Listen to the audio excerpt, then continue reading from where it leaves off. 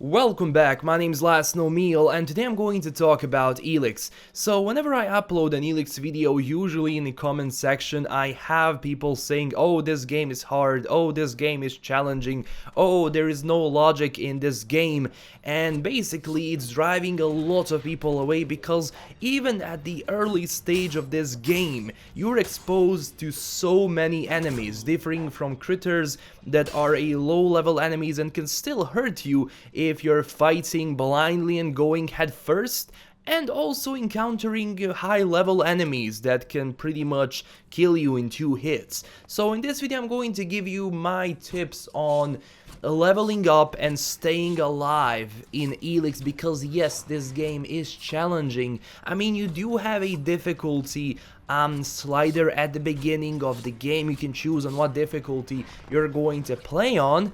If you're a beginner to Piranha Bytes game, you can just go with normal difficulty. Easy, well, it's too easy. I don't advise going on easy difficulty, because if you do want to repeat playing this game and if you do want to get better, it's advisable to go on a higher difficulty level, because you will adapt after some time. There is no difficult game, there is just this time span until you don't learn how to play it and learn how to use everything you have at your disposal to fight your enemies.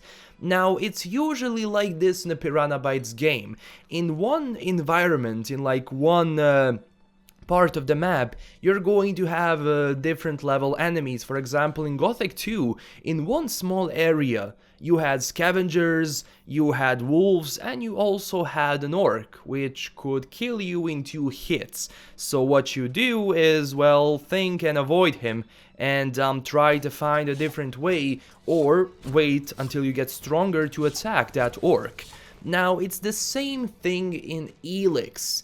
Like, in one place you're going to find different enemies, and don't go head first and attack them. There is no way you're going to kill them. Their HP is too high, you don't do a lot of damage, and they will kill you in like 3 hits. And even using everything at your disposal and killing the enemy for like a half an hour, you're just going to lose a lot of resources and you're not going to gain anything special.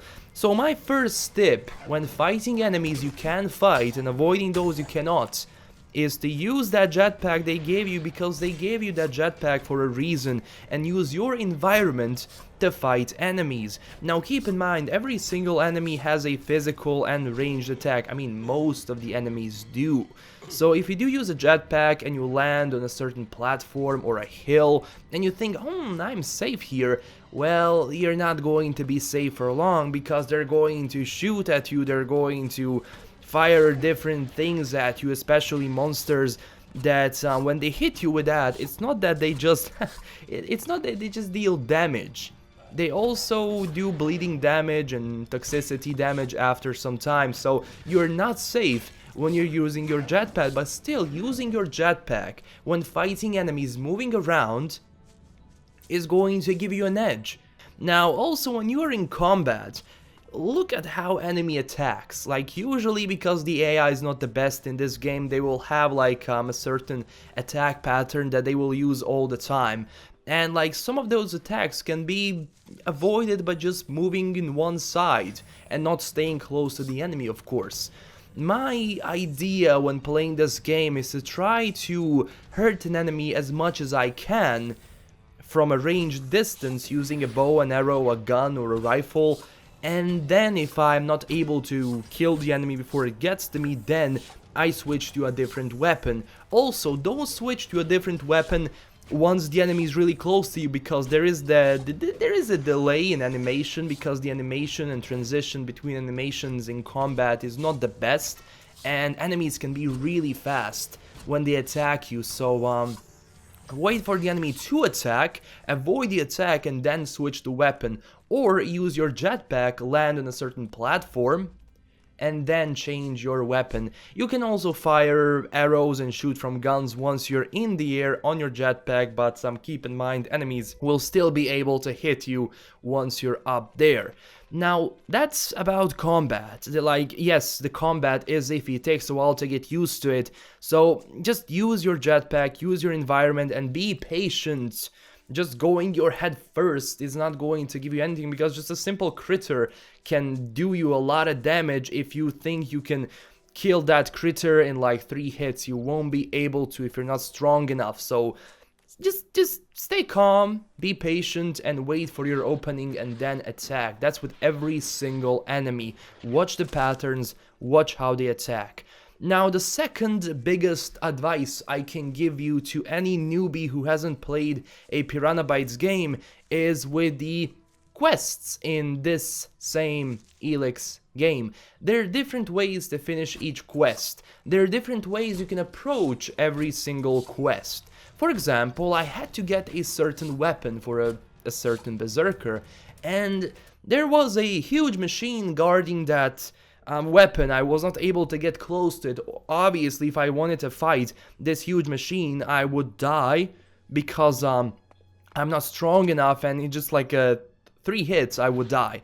So there is this element of surprise that you can do, is go really close to that enemy. If there's one enemy, it's easier. If there's multiple enemies, it can be really difficult. But look at how they move, if they move. If they don't move, use the jetpack, land, try to get the weapon if you can see it, and then run. That's one of the ways you can do it. You don't have to fight with the enemy who is a lot stronger than you. You got the weapon, you're going to return to the quest giver, get experience, and be all good. Now you can also wait to get stronger and attack the enemy as it is, kill it and get the weapon and just go back to the guy, but I think you can always do that. But you can only get experience once for a certain quest. So try to do it. I mean, if you cannot, it's okay.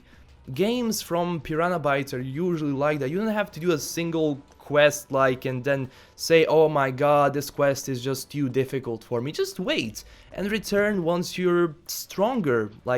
It's just like that, because as I said, in one area you're going to find different level enemies. You have to stay on the road, by the way. Everything these people tell you, that you encounter throughout the game, they will give you tips. Some of those tips will be stay on the road, you're going to be safe. And it's especially, how would I say, difficult at the beginning of the game, because the place you're in is just surrounded with different high-level monsters, so you do have to find some opening to get to a different area of the map. And keep in mind, you don't have to stick to one area of the map. You can move through different areas. You just need to find a way to get to there. I'm not going to tell you everything. I'm just going to give you a couple of tips, and then you learn from those tips, and you know, go and play the game and learn more. So you don't have to stay in one area of the map. You can move throughout the map. Now it's up to you to see if this area is for you. Look at the enemies that are present in that area. Again, every single area is open for entrance, because there's a different faction in every single area, and of course you can do different quests to join a certain faction. So you don't have to join a faction straight away. Yes, you are going to get access to different weapons and armor as you join, but you can just do more quests, see which faction is the one you want to join, and then join at the end, because you are going to get stronger as you explore. You are going to get stronger as you finish more quests, and at the end of the day, if you are high level and you decide, okay, this is the faction I want to join, no problem, you can go and join them then. Now, a different thing I can also say is collect herbs and fry meat. Yes, once you kill a monster, you're going to get raw meat. You can fry that meat, you're going to get a lot more health back.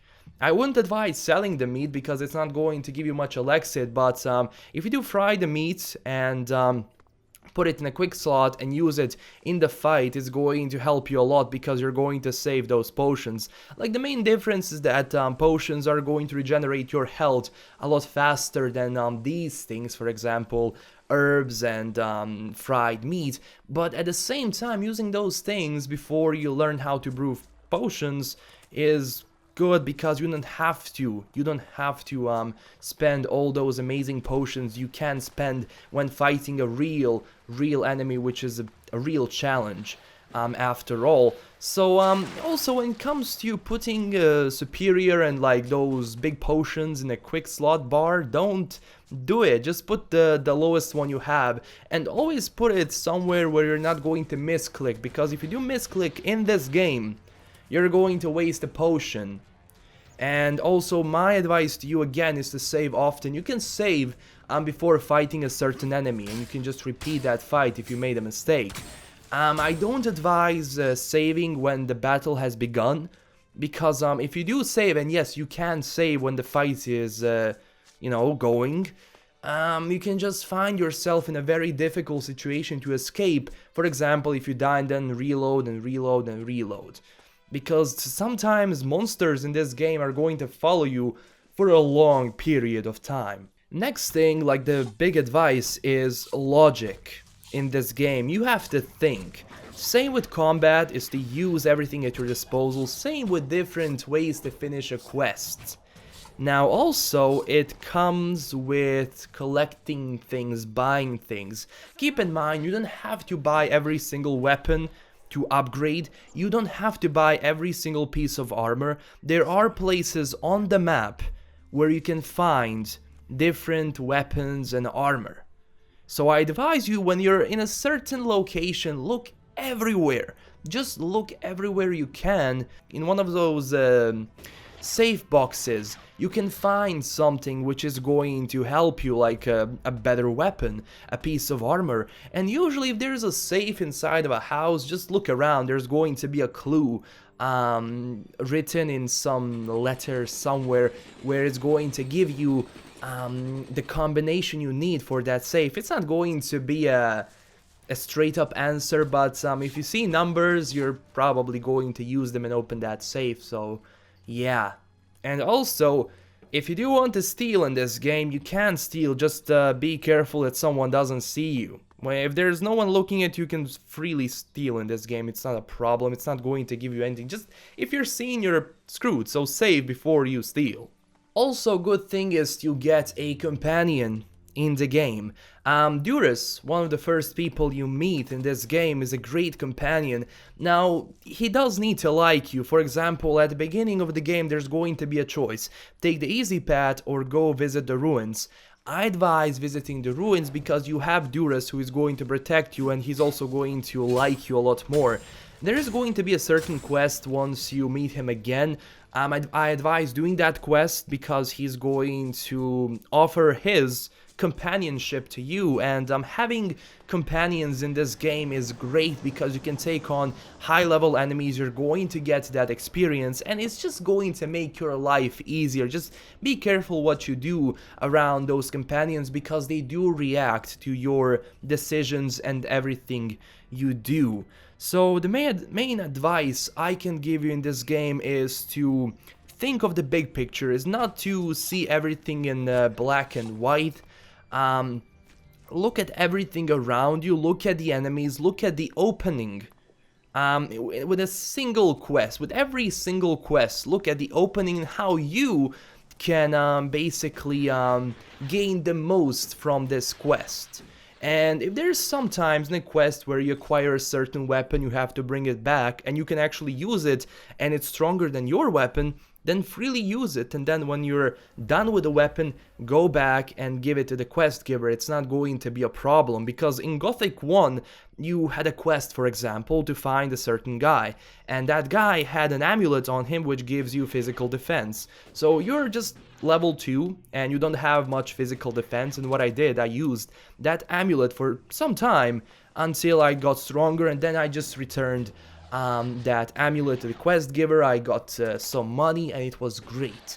So using things that are at your disposal is the best thing I can give you. And also do quests. Honestly, like if you do follow a certain objective, like one quest, it's usually going to lead you to more people you can talk with, and just fighting enemies in this game is not enough to level up, because enemies you can fight at the beginning are low level, and they give you maximum like 30 30 experience, which is not much, but if you do a certain quest, it can go from 200 to 800 experience, which is a lot better at the beginning. And then when you get stronger, then focus on fighting enemies more. Now, if you do have any more advices, please just tell me down below in the comments. I'm not the biggest pro in this game, but I try to give advice to people that are new to ELEX. So if you do have anything, please share it down below. This is LastKnownMeal signing out. Don't forget to stay classy, everyone, and also don't forget to smash that like and subscribe button for more ELEX videos. Bye bye.